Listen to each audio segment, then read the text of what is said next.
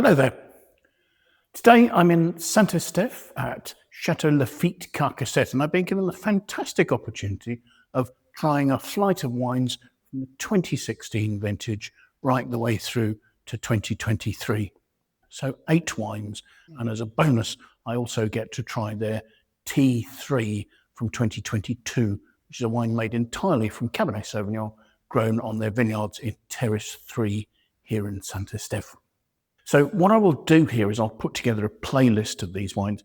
So in this first tasting, I'll just give some background to Chateau Laffitte Carcasset, and then for the other wines, I'll just record tastings because obviously the information isn't going to change. The chateau dates back to 1759, when an estate was founded at a place called Le Carcasset in the heart of Saint-Estèphe. The estate has a beautiful and recently restored 18th century Chartreuse. So it's a single-storey house above a winery that had been built in the cellars, with wings containing barrel storage and what would have been stables around a courtyard. The estate owes its full name to one of its owners, Jean Laffitte, who was a court lawyer and a king's prosecutor in Bordeaux. Now I find that quite an interesting fact, because normally if you see the word Laffitte in an estate's name, it's referring to the fact that some of those vineyards are on gravel banks. And here at Laffitte Carcasset, the vineyards that produce their red wine are all on gravel banks that are part of Terrace 3, whose gravels make up the vineyards of so many prestigious estates throughout the Medoc. They do also have some vineyards on clay limestone soil, but actually they're unusual in using those to produce a white wine, a Chardonnay, on the Medoc. In terms of the size of the estate, it's about 40 hectares. It's currently owned by somebody called Pierre Rousseau, and the consulting oenologist here is Hubert de Boüard, whose family owns Chateau Angelus in Saint-Emilion, and he has been consulting here for the period in which all the wines I'll be tasting have been made. The estate now has HVE certification for the sustainability of its vineyard practices. Vineyard planting is not quite an equal proportion of Cabernet Sauvignon and Merlot. There's about 50% of Cabernet, 40% of Merlot, and about 5% each of Cabernet Franc. Petit Verdot. Vinification is done by plot in a fantastic new winery where they have a combination of both stainless steel and cement tanks. The wine starts its fermentation in the stainless steel and then goes on to finish it in the cement tanks. Harvesting here uses both mechanical harvesting. These days there's rigorous sorting. They have both an optical sorter, and for the 2020 they bought a sorting machine that acts on density, where the fruit is put into a liquid and those berries that float are not ripe enough and thus can be discarded. Vinification is done by plot, and slow fermentations are started off in stainless steel tanks, and then the wine is moved into concrete tanks to complete its fermentation there. Current practice to try and help the integration of the oak into the fruit is that about 10% of the wine does its malolactic conversion in a barrel. The wine goes on to age in barrel for 12 months, and about 40% of those barrels are new. Now, the wine I'm looking at here is the 2016, and I think in 2016 they were only using about 30% of new oak for maturation.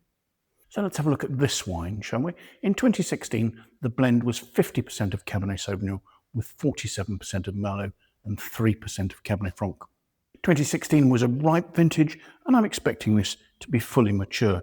It's certainly got a good density of what is a ruby colour, sort of has a little bit of fading, almost brick red maturity there. The wine's got 13% alcohol and seems a little reticent to form tears on the side of the glass, so probably a fair number of the tannins have dropped out. And this is likely to be quite a smooth, fully mature wine.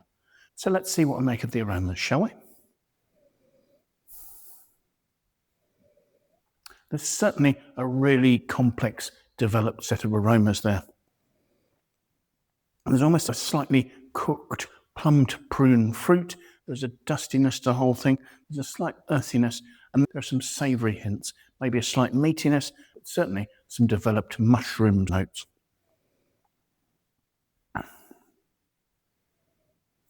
The primary fruit is really taking a back seat on this wine.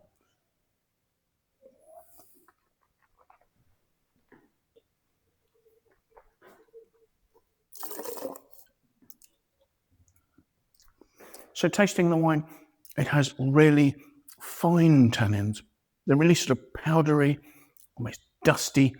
There's a really mouth-watering nature to the mid-palate, and there, as well as some mushroom notes, you also see some really delicate floral red fruit notes, just hints of rose petal or something like that. There's freshness. The tannins are silky smooth and lean, leading to a dusty finish where those ethereal notes of rose petal perfume just seem to linger, and they start to give way to slightly more sort of umami, savoury mushroom notes. It's a very complex, elegant, slightly ethereal wine that is probably coming towards the end of its life, but with some careful food matching can still provide some really enjoyable drinking. In terms of scoring the wine, it's a fully mature 10-year-old wine that provides quite a bit of interest. I think I would probably give this a score of 91 out of 100. And I guess I probably also should mention that as a half bottle, it will probably have developed a little faster than the wine would have done were it in a full-size bottle. So thank you so much for joining me. I do hope you've enjoyed the tasting. If you have, do please press the like button. If you have any questions or comments, do pop those in the comments box.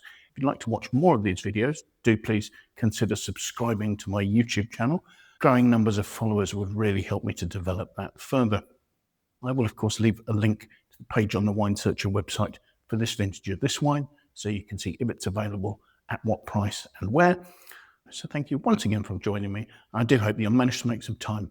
Come and join me again in the near future for another tasting. Till then, bye for now.